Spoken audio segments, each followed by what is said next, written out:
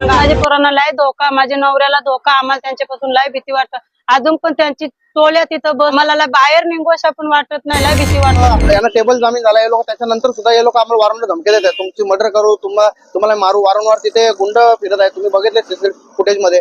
त्याच्यामुळे काय माहिती का, बीड जिल्ह्यामधलं मत्स्यजोग जो प्रकरण झाला तसं प्रकरण घडू नये. त्या आई वडिलांना मारहाण झाले, जर घरात घुसून जर सफाई कामगारांना जर मारत असेल तर प्रशासन काय करतो? महाराष्ट्रामध्ये गृहमंत्र्याला, पोलीस स्टेशनला पण आवाहन करतो का आता जर प्रत्येक वेळेला जर सफाई कामगार जर अन्याय अत्याचार झाला, मारहाण झाली तर आमची संघटना पण गप्प बसणार नाही. आरोपी जयेश पाटील व धरम पाटलांचा टेबल जामीन मंजूर झाल्याने फिर्यादी समीर ठाकूर यांच्या आई सुनीता ठाकूर यांची मानपाडा पोलिसांकडे पुन्हा तक्रारी अर्ज.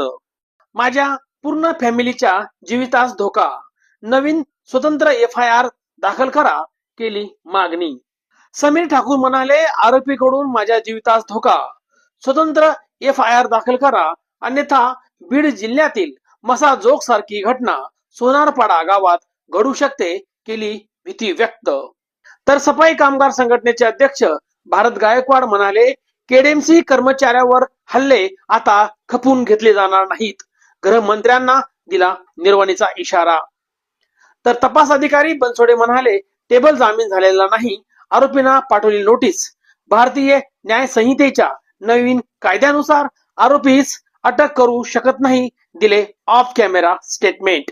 दर्शक बांधवांनो, आपलं पुन्हा एकदा सिद्धेश्वर वार्ता न्यूज मध्ये स्वागत आहे.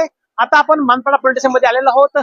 जे सोनारपाड्याचे ग्रस्त आहेत, समीर ठाकूर यांनी जी तक्रार नोंदवली होती, त्या तक्रारीच्या अनुषंगाने आज ते पुन्हा त्यांची आई सुनीता चंद्रकांत ठाकूर या आपल्या समवेत आलेल्या आहेत आणि त्या काय या ठिकाणी आलेल्या आहेत आणि त्यांची काय योग्य ती मागणी आहे